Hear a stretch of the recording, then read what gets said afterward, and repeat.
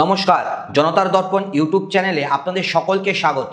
বন্ধুরা, একটা ট্রেন দুর্ঘটনায় প্রায় ৩০০ মানুষ মারা যায়। একটা রাজ্যে গত ২ বছর ধরে গণহত্যা স্তরে সহিংসতা চলে। লাখ লাখ শিক্ষার্থীর ভবিষ্যৎ প্রশ্নপত্র ফাঁসে অনিশ্চিত হয়ে যায়। আর প্রতিবারই একই দৃশ্য, মন্ত্রী চেয়ারে বসে থাকেন, মাইক্রোফোনের সামনে দাঁড়ান, ক্ষমা চান না, দায় নেন না, শুধু বলেন যে তদন্ত চলছে। এখন প্রশ্ন হলো, এই দেশে কি মন্ত্রীদের পদত্যাগ করার নিয়মটাই উঠে গেছে, নাকি এটা একটা সচেতন পরিকল্পিত রাজনৈতিক কৌশল যেখানে ভুল স্বীকার করাটাই দুর্বলতা হিসেবে দেখা হয়? ২০১৫ সালে তৎকালীন স্বরাষ্ট্রমন্ত্রী রাজনাথ সিং একটা কথা বলেছিলেন, যা আজও কিন্তু কানে বাজে। মন্ত্রীদের পদত্যাগ হয় না ভাই, ওটা ইউপিএ সরকার ছিল, এটা এনডিএ সরকার। नए नए इसमें मंत्रियों के त्यागपत्र नहीं होते हैं भैया। वो यूपीए गवर्नमेंट नहीं है, एनडीए गवर्नमेंट है। এই একটা লাইনেই যেন গোটা শাসন ব্যবস্থার দর্শনটাই লেখা হয়ে গিয়েছিল। আজকের ভিডিওতে আমরা সেই দর্শনকেই কাটাছেঁড়া করব, তথ্য দিয়ে, ইতিহাস দিয়ে আর তুলনা দিয়ে। যদি আপনি ভাবেন এটা শুধুমাত্র একটি রাজনৈতিক দলের সমালোচনা, তাহলে ভুল ভাবছেন। এটা প্রশ্ন তোলে গণতন্ত্রের জবাবদিহিতা বলে আদৌ কিছু অবশিষ্ট আছে কিনা। ভিডিওটা শেষ পর্যন্ত দেখুন, কারণ শেষে আমরা এমন কিছু ঐতিহাসিক উদাহরণ দেখাবো যা আপনাকে ভাবতে বাধ্য করাবে আমরা কোথা থেকে কোথায় এসে পৌঁছালাম। চলুন প্রথমেই সেই বাক্যটায় ফিরে যাই। ২০১৫ সাল, তখন একের পর এক বিতর্ক মোদী সরকারকে ঘিরে ধরেছিল। মন্ত্রীদের বিরুদ্ধে অভিযোগ উঠেছিল, বিরোধীরা পদত্যাগ চাইছিল। ঠিক তখনই স্বরাষ্ট্রমন্ত্রী রাজনাথ সিং সংসদে দাঁড়িয়ে কার্যত ঘোষণাই করে দিলেন, এই সরকারে অভিযোগ উঠলে মন্ত্রী পদত্যাগ করবেন না, কারণ এটা এনডিএ সরকার, ইউপিএ সরকার নয়। এই একটা কথা শুধু একটা মন্তব্য ছিল না, এটা ছিল একটা ঘোষণা, একটা অলিখিত নীতির ঘোষণা, যা পরবর্তী এক দশকেরও বেশি সময় ধরে হুবহু পালিত হয়ে এসেছে। আর সবচেয়ে আশ্চর্যের বিষয় হলো, এই প্রতিশ্রুতি সরকার একবারও ভাঙেনি। যেখানে নোটবন্দির মতো সিদ্ধান্ত নিয়ে গোটা অর্থনীতিকে উলটপালট করে দেওয়া হয়েছে, যেখানে শহর, স্টেশন, রাস্তাঘাটের নাম বদলানো হয়েছে, যেখানে বিমানবন্দর বেসরকারি হাতে তুলে দেওয়া হয়েছে, সেখানে একটা মাত্র জিনিস অপরিবর্তিত থেকে গেছে, আর সেটা হলো অভিযোগে জর্জরিত মন্ত্রীর চেয়ার। এটাকে কাকতালীয় বলাই যায় না। ১১-১২ বছরে যদি একবারও ব্যতিক্রম না হয়, তাহলে সেটা নিয়ম, দুর্ঘটনা নয়। এবং এই নিয়মটাই আজকের ভিডিওর কেন্দ্রবিন্দু। ২০২৩ সালের বালেশ্বরের ট্রেন দুর্ঘটনা ভারতের সাম্প্রতিক ইতিহাসের অন্যতম ভয়াবহ রেল বিপর্যয়। ২৯৬ জন মানুষ প্রাণ হারিয়েছিলেন, হাজারো পরিবার চিরকালের জন্য একজন প্রিয়জনকে হারিয়েছিলেন। সিগন্যালিং সিস্টেমের গাফিলতি, প্রযুক্তিগত ব্যর্থতা, এসব নিয়ে প্রশ্ন উঠেছিল সরাসরি রেল মন্ত্রকের দিকে। কিন্তু রেলমন্ত্রী অশ্বিনী বৈষ্ণব তিনি নিজের চেয়ারে কিন্তু বহাল রইলেন। কোনো পদত্যাগ নয়, কোনো নৈতিক দায়ভার স্বীকার নয়, বরং দুর্ঘটনার কয়েকদিনের মধ্যেই তাকে দেখা গেল নতুন প্রকল্প উদ্বোধন করতে, ক্যামেরার সামনে দাঁড়িয়ে হাসি মুখে ব্রিফিং দিতে।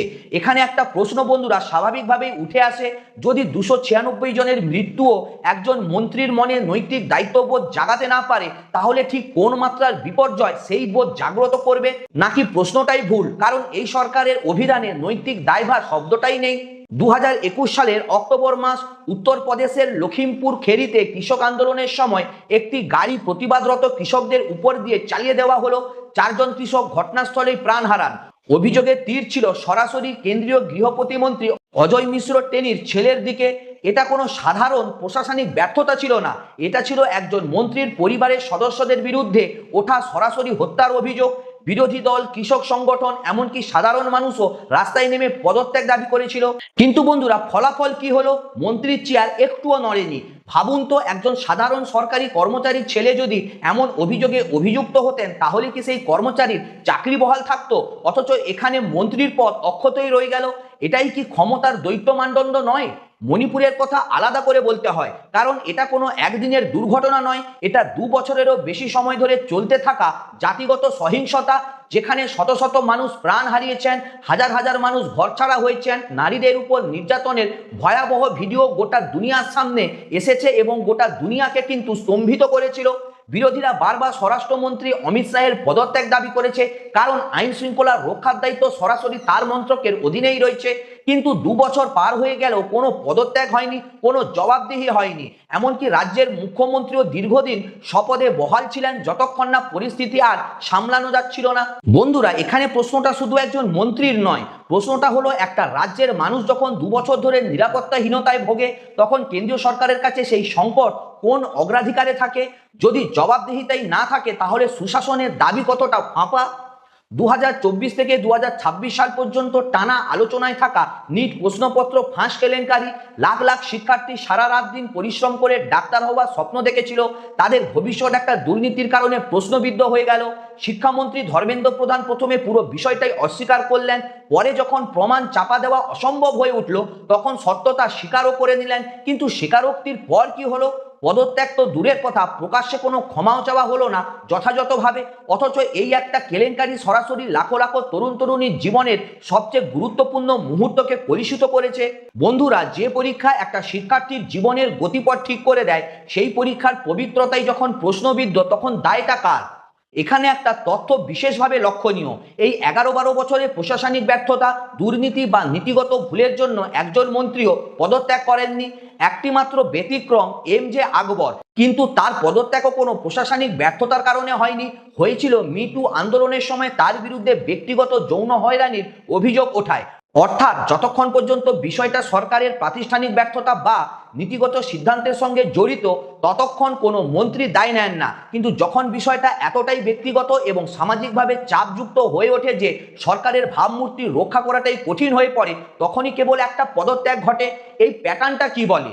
এটা বলে পদত্যাগ এখানে নৈতিকতার প্রশ্ন নয়, এটা ইমেজ ম্যানেজমেন্টের প্রশ্ন। বন্ধুরা, এখন আমি আপনাদের সামনে যে তথ্যটি তুলে ধরবো সেটা সবচেয়ে বেশি চমকপ্রদ।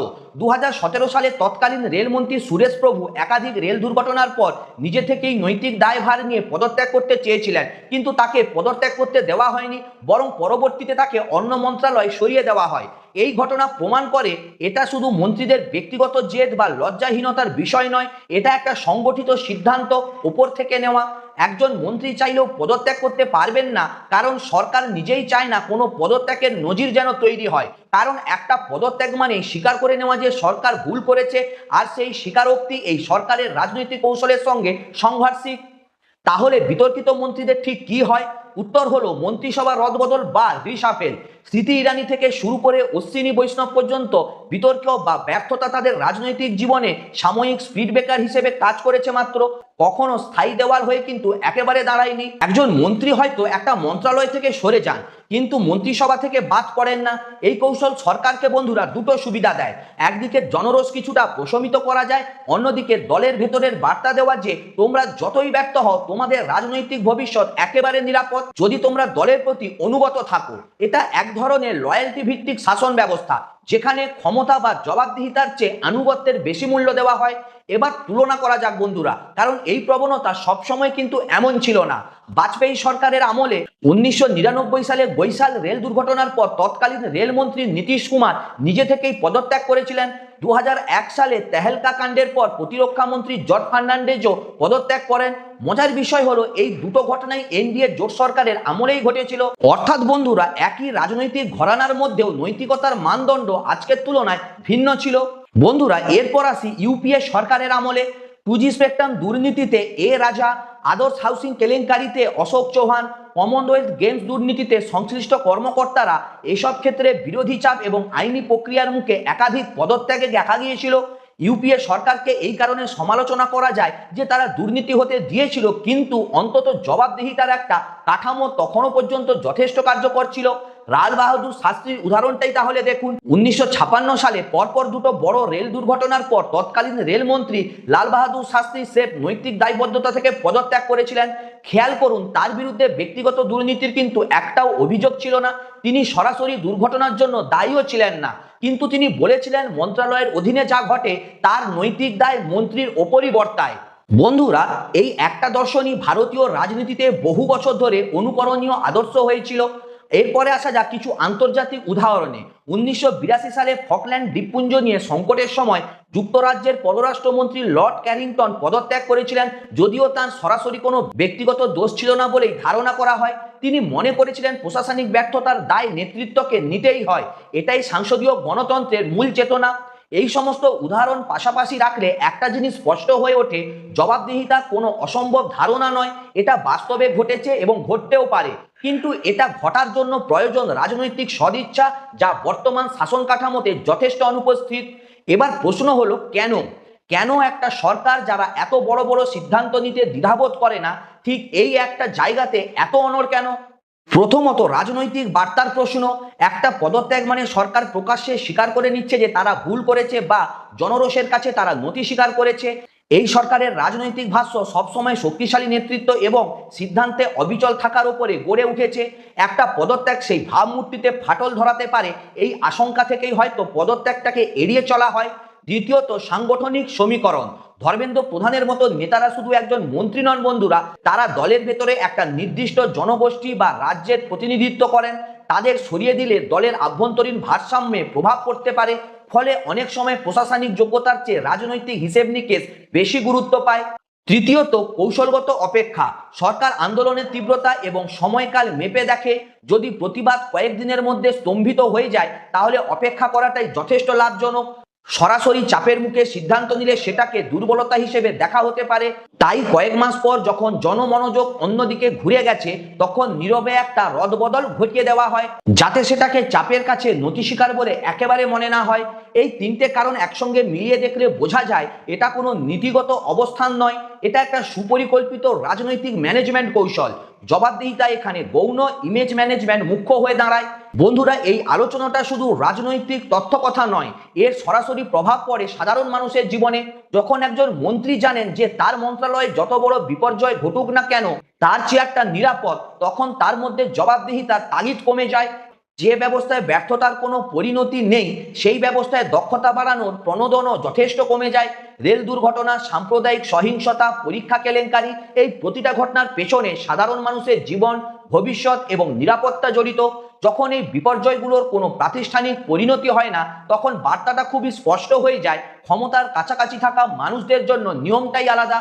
বন্ধুরা, লাল বাহাদুর শাস্ত্রী, নীতিশ কুমার, জর্জ ফার্নান্ডেজ, এমনকি ব্রিটিশ মন্ত্রী লর্ড ক্যানিংটন এরা প্রমাণ করেছিলেন নৈতিক দায়বদ্ধতা একটা বাস্তব রাজনৈতিক চর্চা হতে পারে। কিন্তু আজকের ভারতীয় রাজনীতিতে পদত্যাগ না করাটাই যেন একটা প্রাতিষ্ঠানিক নীতি হয়ে দাঁড়িয়েছে।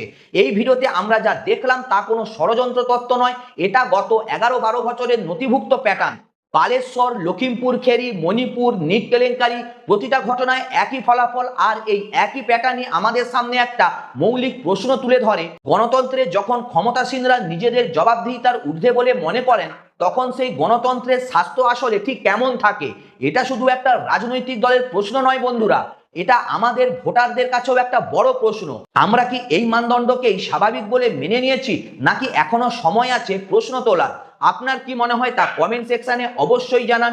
ভিডিওটি ভালো লাগলে লাইক, কমেন্ট এবং শেয়ার করবেন, আর চ্যানেলটিকে অবশ্যই সাবস্ক্রাইব করবেন। সুস্থ থাকবেন, ভালো থাকবেন, দেখা হচ্ছে পরের ভিডিওতে। নমস্কার।